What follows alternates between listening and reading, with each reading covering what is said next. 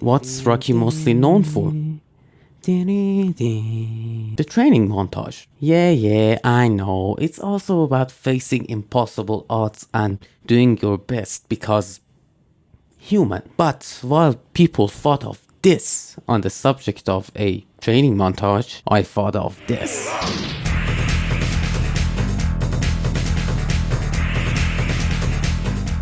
Drunken Master. One of the first movies which made Jackie Chan known in the cinema world. I adore everything about this movie. Even before watching this movie again, two scenes from the movie were burnt inside my head from childhood. The first one is obvious, and the other one, we're going a little bit too fast. Let's talk about the movie first. This movie is directed by a legendary figure named Yuen Wu Ping. If you guys don't know this guy, he was a Hong Kong martial arts choreographer and film director. And later on his career, he acted as the choreographer of legendary films like The Matrix, Kill Bill, and Ip Man 3 and 4. But wait, isn't this movie from 1978? Shouldn't you be minus 20 something years old when this movie came? Yeah, the story goes that it was one of the few random CDs lying around our house. So I was like, let's see what's this about. This movie had such a serious tone to it. 行步吹死路啊！你人照見啊！ Who am I kidding? Jackie Chan is famous for his action comedy and his different kung fu fighting styles like the Drunken Master, which inspired a character in the Taken series named Lei Wulong, which is a Hong Kong detective, just like Jackie Chan's character in Police Force. But now, let's go back to the movie and talk about its story. Wang Fei Hong is a mischievous son of a famous dojo owner. Even though he's proud of his kung fu skills, he just brings too much shame to the family.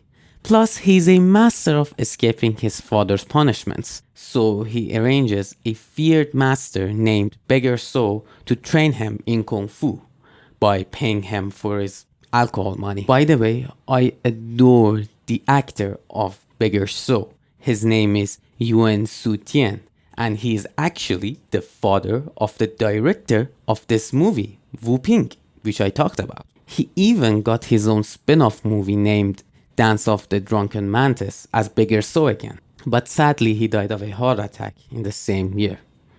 But I will never forget him because, in my opinion, he was the best Kung Fu master of all. Back to the story. He's famous for his brutal training, and even though he is a lot more persistent than expected, Fei succeeds to escape his punishments again. Either by kung fu or tricks, he was always able to escape all troubles of life. Though the movie showed us that he isn't invincible, he never really got a true ego check. That's where Thunderleg comes into play. He humiliates him in a fight which he could have easily avoided.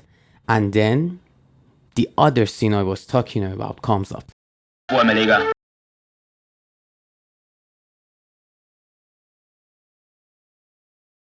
It was such a brutal scene that it was embedded inside me for 10 plus years. It showed me how life can be so brutal, and if you want to overcome it, you need to choose the path of even more suffering, excruciating training. I love the portrayal of Kung Fu training in this movie. It's so pure to its origin.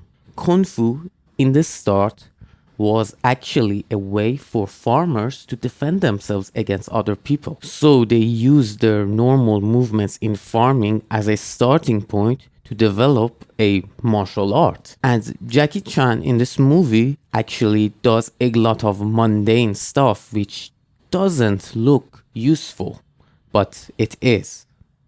This reminds me of another Jackie Chan movie, the 2011 Karate Kid. And in this movie, Jackie Chan acts as the badass janitor that teaches the kid how to fight. There is this famous scene in which he is telling him to put his clothes on the hanger with a smile. And then in the tournament, he uses that exact move with the exact smile. Back to the story. And I love it how he didn't change.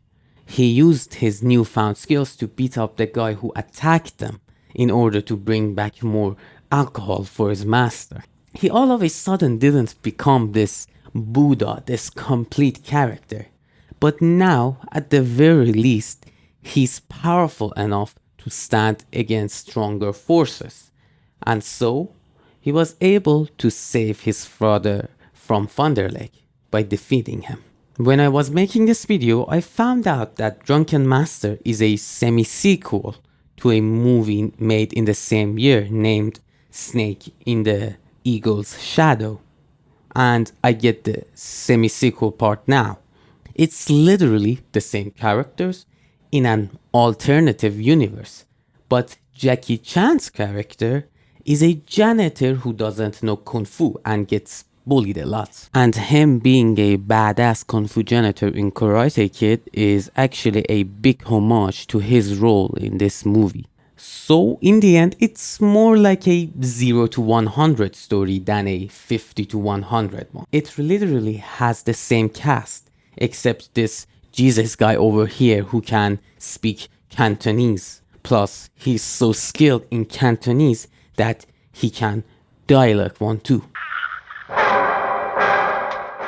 Jokes aside, this movie is a little bit slower with a lot more emotional moments involved. And you get Jackie Chan's animal kung fu style a lot later. Plus, characters actually die in this movie. I feel like when they wrote Drunken Master, they wrote it like a samurai movie. Characters would talk about killing each other and dying, but nothing would happen to anyone. You could imagine it as a samurai movie which people decided to use kung fu over swords.